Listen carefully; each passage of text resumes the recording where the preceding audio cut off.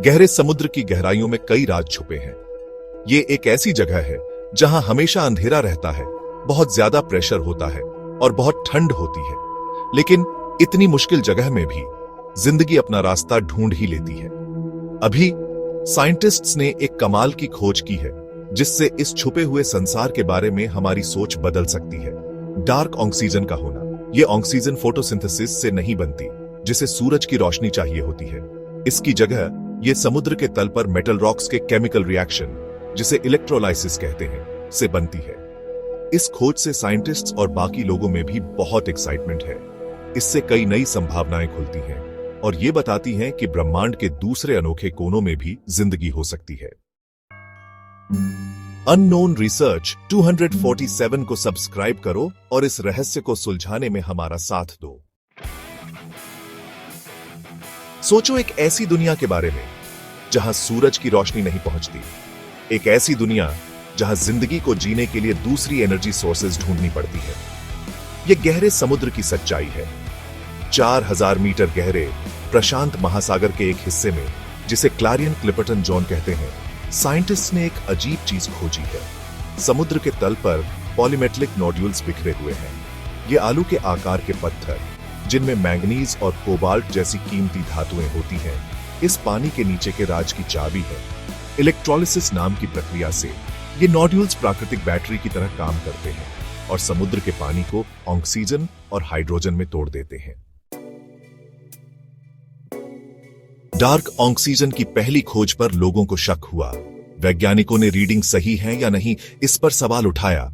उन्हें लगा कि शायद मशीन्स में कोई खराबी होगी। क्या सच में बिना सूरज की रोशनी के ऑक्सीजन बन सकती है? इस अजीब बात को साबित करने के लिए और टेस्ट्स करने की जरूरत थी। शक दूर करने के लिए रिसर्चर्स ने लैब में ध्यान से एक्सपेरिमेंट्स किए। उन्होंने क्लारियन क्लिपर्टन जोन जैसा माहौल लैब में बनाया और ध्यान रखा कि कहीं कोई गंदगी न मिले। नतीजे साफ थे। बिना सूरज की रोशनी या किसी जीव के, पॉलीमेटलिक नोड्यूल्स इलेक्ट्रोलिसिस से ऑक्सीजन बनाते रहे। डार्क ऑक्सीजन के मिलने से वैज्ञानिकों की उत्सुकता और बढ़ गई। एंड्रयू स्वीटमैन, जो गहरे समुद्र के जानकार हैं, इस अजीब घटना के राज खोलने में आगे हैं। उनकी टीम क्लारियन क्लिपर्टन जोन को अच्छे से स्टडी करने के लिए नए अंडरवाटर रोबोट्स और सेंसर्स का इस्तेमाल कर रही है। उनका मकसद है डार्क ऑक्सीजन कैसे बनती है ये समझना।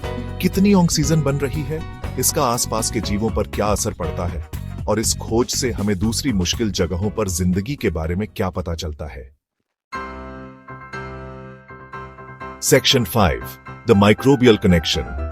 डार्क ऑक्सीजन की खोज से अलग अलग फील्ड्स के वैज्ञानिक एक साथ काम करने लगे हैं। ईमिल रफ, जो माइक्रोब्स के जानकार हैं, सालों से अलग जगहों पर ऑक्सीजन कैसे बनती है, इस पर स्टडी कर रहे हैं। उनकी रिसर्च कुछ खास माइक्रोब्स की उस कमाल की क्षमता पर है जिनसे बिना सूरज की रोशनी के केमिकल रिएक्शन से ऑक्सीजन बनती है। रफ के काम से डार्क ऑक्सीजन की कहानी और भी दिलचस्प हो जाती है। हो सकता है कि निर्जीव और सजीव दोनों तरह की प्रक्रियाओं से क्लारियन क्लिपर्टन जोन में ऑक्सीजन बनती हो। स्वीटमैन और रफ की टीम साथ मिलकर काम करेंगी ताकि पता चल सके कि इन अलग अलग तरीकों से कितनी ऑक्सीजन बनती है। Section 6, treasures and threads.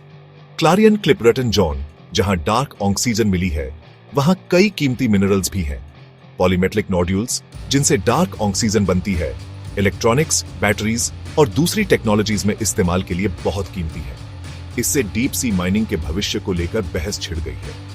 Mining companies in resources का इस्तेमाल करना चाहती हैं और कहती हैं कि ये ग्रीन एनर्जी के भविष्य के लिए जरूरी है। लेकिन एनवायरमेंटलिस्ट्स कहते हैं कि डीप सी माइनिंग के पूरे नुकसान समझे बिना जल्दबाजी नहीं करनी चाहिए। डार्क ऑक्सीजन की खोज से यह बहस और भी पेचीदा हो गई है और यह बताती है कि हमें अपने ओशंस के बारे में सोच समझकर और जिम्मेदारी से फैसले लेने चाहिए। Section 7, energy for the future. Dark oxygen की खोज ने इंजीनियर्स और एनर्जी एक्सपर्ट्स को भी सोचने पर मजबूर कर दिया है। क्या यह प्राकृतिक घटना क्लीन और सस्टेनेबल एनर्जी का रास्ता दिखा सकती है? इलेक्ट्रोलिसिस, जिससे डार्क ऑक्सीजन बनती है, पहले से ही कई इंडस्ट्रीज में इस्तेमाल हो रही है, जैसे हाइड्रोजन प्रोडक्शन और एनर्जी स्टोरेज।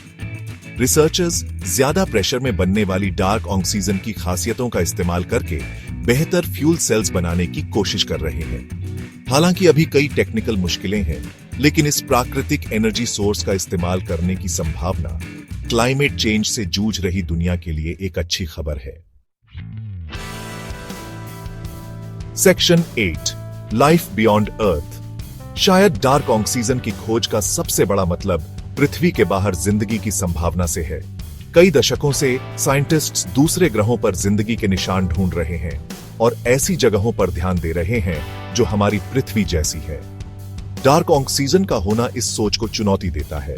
यह बताता है कि बिना सूरज की रोशनी के भी जिंदगी पनप सकती है, केमिकल रिएक्शंस जैसी दूसरी एनर्जी सोर्सेज से।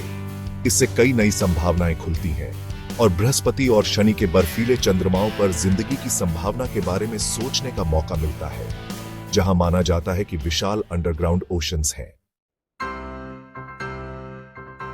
Section 9 a call to action. Dark oxygen की खोज वैज्ञानिक उत्सुकता की ताकत और अनजाने को एक्सप्लोर करने की अहमियत दिखाती है। यह हमें याद दिलाती है कि हमारे ग्रह में अभी भी कई राज छुपे हैं जिनका पता लगाना बाकी है। जैसे जैसे हम गहरे समुद्र के रहस्यों में जाते हैं, हमें सावधानी और सम्मान से आगे बढ़ना चाहिए। गहरा समुद्र एक नाजुक और इंटरकनेक्टेड इकोसिस्टम है। आज हम जो फैसले लेंगे, उनका असर आने वाली कई पीढ़ियों पर पड़ेगा। यह हमारी जिम्मेदारी है कि हम इस कीमती रिसोर्स की रक्षा करें, साइंटिफिक एक्सप्लोरेशन में मदद करें और यह सुनिश्चित करें कि गहरे समुद्र के अजूबे आने वाली पीढ़ियों को भी इंस्पायर करते रहें।